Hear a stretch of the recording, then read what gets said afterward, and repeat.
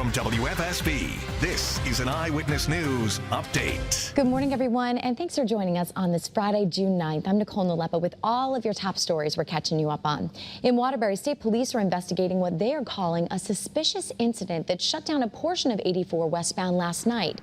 Now, so far, we know that state police were scouring an area of 84 with flashlights, and this is just west of the Mixmaster around exit 19. This was all around 8 o'clock last night.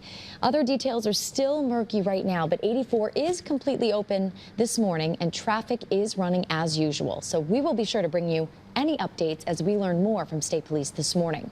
Also, fighting street takeovers in Tolland. State police are meeting with families in Tolland to let them know that these crimes will not be tolerated. Working alongside with the FBI, officials announced that more arrests are expected to come soon. Last night, officials provided a forum for residents to voice their concerns. Police will be following tips and social media accounts to stay ahead of these dangerous meetups. Scott, over to you. All right, we are talking about an air quality alert in effect until 1 o'clock this afternoon. That's for all 8 counties, but you'll notice to the north and to the west that air quality alert has been canceled, so some better news is headed in our direction. We're still dealing with wildfire smoke, unhealthy air. It's not like we're going to flip a switch and all the particulates are going to be gone. They're still going to be in the air. It's just that they're going to get a little bit less and less as the days wear on, which is good news. As you can see from early morning futurecast, tomorrow's weather today, we suppress them to the south. We're in the clear. We might even have good air quality like we do in Litchfield this morning throughout a good portion of the state. And then tonight looks like some southeasterly flow will kick some smoke back into the corner of the state there, where you can see we've got some unhealthy air quality. But this area of red has been it's been shrinking all morning. So this is for the sensitive groups, and then moderate to good. That's not too bad. It's much better than it has been. We do have a little scattered shower out there for you this morning. Salem, Montville, good morning to you.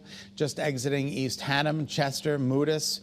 It's right now again in Salem and sandwiched between Montville, headed towards Gales Ferry and Norwich. So we're keeping an eye on it, but it's not a big deal. We're also keeping an eye on those wildfires up in Canada that have been burning out of control, and that's why we've had such a smoky week. So far, yesterday, 66 degrees. Today, we're going to put another 66, 67 degrees in that box, 10 degrees below average, if not a little bit more.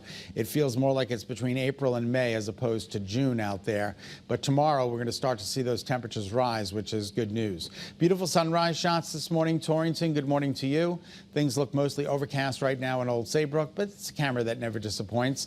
And there's that little cell of activity that I pinpointed for you on our own Doppler radar, the only live Doppler radar in Connecticut. Visibility not horrendous this morning, right? It's up. 8 at Brainerd. That's not too bad. 5 in Willimantic, cut in half there, but still not horrendous.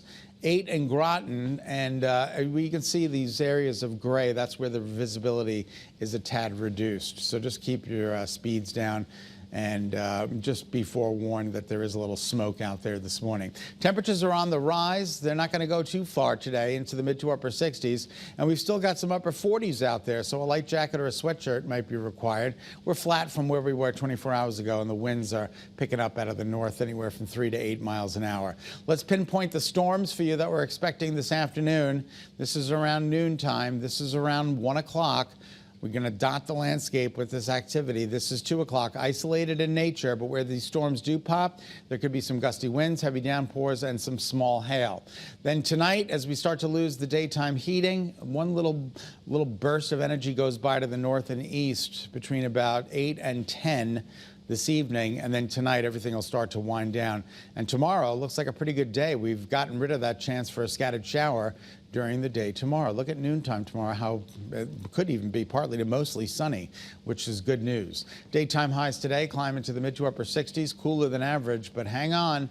We're going to 75 tomorrow, 84 on Sunday, 85 on Monday, chance for showers Tuesday, lingering into Wednesday, and then Thursday, 81 degrees. That's a check of your early morning forecast. Nicole, we'll send it back to you. All right, thanks, Scott.